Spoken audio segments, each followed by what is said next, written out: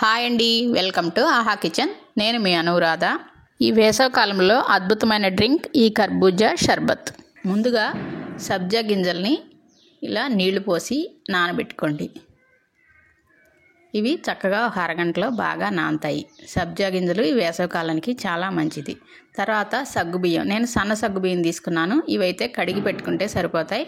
లావు సగ్గుబియ్యం అయితే కనుక అవి కూడా ఒక అరగంట నానబెట్టుకున్నారంటే చాలా ఈజీగా, చాలా త్వరగా ఉడుకుతాయి. వీటిని నేను కడిగి పెట్టుకున్నాను. మనకి ఈ సగ్గుబియ్యం వెంటనే వేసేసుకోవచ్చు, త్వరగా ఉడికిపోతాయి. ఇప్పుడు ఒక ప్యాన్లో నీళ్లు వేసుకొని ఈ సగ్గుబియ్యాన్ని వేసుకొని చక్కగా ఉడికించుకోవాలి. ఈ సగ్గుబియ్యం అంతా చక్కగా దగ్గరికి అయిపోయేటట్టుగా. నీళ్లతో ఉడికించినా కూడా సగ్గుబియ్యంలో నీళ్లు లేకుండా ఉడకటానికి మాత్రమే నీళ్ళు వేసుకుంటాము. ఈలోపు మనం కాచి చల్లార్చిన పాలు రెడీగా ఉంచుకోండి. ఇవి ఉడికేలోపు 2 యాలక్కాయలని పొడిగొట్టి పెట్టుకోండి. ఇగో సగ్గుబియ్యం పూర్తిగా ఉడికిపోయాయి. ఇప్పుడు నీళ్ళన్నీ కూడా దగ్గరికి అయిపోయాయి. ఇప్పుడు సగం బెల్లం, సగం పంచదార వేసుకుంటున్నాను. మీరు బెల్లమైనా పంచదారని ఏదో ఒక్కటైనా వేసుకోవచ్చు, లేదా 2 కావాలంటే ఇలా సగం సగం వేసుకోండి. నేను 1 గ్లాస్ సగ్గుబియ్యానికి 2 కలిపి 1 గ్లాస్ వేసుకున్నాను. ఇప్పుడు ఈ బెల్లం, పంచదార బాగా కరిగిపోయిన తర్వాత మనం రెడీగా పొడి కొట్టుకున్న యాలకుల పొడిని కూడా దీనిలో వేసుకోవాలి. ఇప్పుడు దీన్ని మొత్తం బాగా కలిసిపోయింది కదా. ఇప్పుడు స్టవ్ పూర్తిగా ఆపేసి, స్టవ్ ఆపేయకుండా పాలు పోయొద్దు. స్టవ్ పూర్తిగా ఆపేసి పాలు పోసుకోండి. బెల్లం వేసినప్పుడు ఒక్కోసారి పాలు విరిగిపోతాయి కదా, అలా విరగకుండా ఉండటానికి కాసి చల్లార్చిన పాలు ఇవి, చల్లటి పాలే.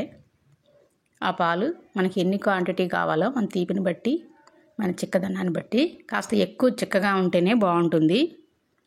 అందుకని దగ్గరకు కాసిన పాలు పోసుకోండి. ఇప్పుడు దీన్ని బాగా కలిపి పూర్తిగా చల్లార్చుకోండి. ఇప్పుడు కర్బూజాకాయని తీసుకొని దాన్ని ఇలా మధ్యలోకి కోసి ఇప్పుడు ఈ గింజలు మొత్తం తీసేసి కోసుకున్న తర్వాత గింజలన్నింటినీ తీసేయండి.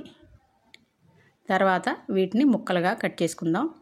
మీరు ఈ కాయని మొత్తం జ్యూస్ చేసుకొని తింటానంటే మొత్తం జ్యూస్ చేసుకోండి, లేదంటే కొన్ని ముక్కలుగా కట్ చేసి నేను వేసుకుంటున్నాను.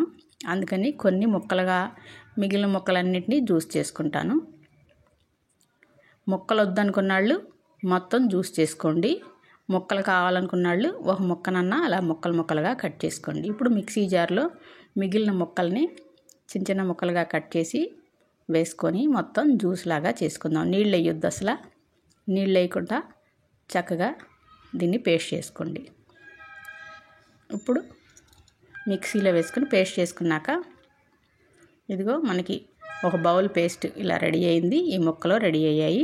ఇప్పుడు పూర్తిగా చల్లారిన సగ్గుబియ్యం పాలు మిశ్రమం ఉంది కదా, దాన్ని తీసుకొని, ఇది పూర్తిగా చల్లారిపోవాలి. దాన్ని తీసుకొని ఈ పేస్ట్ అంతటిని దానిలో వేసుకోండి. మీకు ఇలా పేస్ట్ లాగే కావాలనుకుంటే కాయ అంతా అలా పేస్ట్ చేసుకోండి. ముక్కలు తగులుతూ ఉండాలి తాగేటప్పుడు అనుకుంటే మాత్రం చాలా సన్నగా ముక్కలు కట్ చేసుకొని వేసుకోండి. వీలైనంత సన్నగా కట్ చేసి వేసుకోండి. ముక్కలు తగులుతూ ఉంటేనే బాగుంటుంది కొంతమందికి. ఇప్పుడు దీన్ని కూడా బాగా కలపండి. మొత్తం బాగా కలిసిపోయిన తర్వాత మనం ఇందాక నానబెట్టుకున్న సబ్జా గింజలు ఉన్నాయి కదా, వీటిని కూడా దీనిలో వేసేసుకోండి.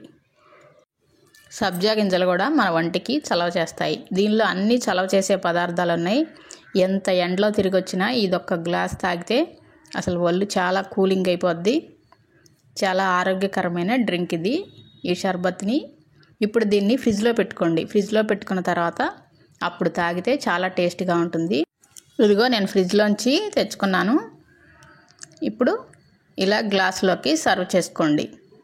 స్పూన్ వేసుకొని చక్కగా తాగితే చాలా టేస్ట్గా ఉంటాయి. దీనిలో ఉన్నవన్నీ చలవ చేసేయే. మంచి ఎండలో తిరిగి వచ్చినా కూడా ఇలాంటిది ఒక్క గ్లాస్ తాగారంటే చాలా ఆరోగ్యకరంగా ఉంటుంది, ఒళ్ళు కూల్ అయిపోతుంది. ఇది కనుక మీకు నచ్చినట్టయితే లైక్ చేయండి, షేర్ చేయండి, నా ఛానల్ని సబ్స్క్రైబ్ చేయండి.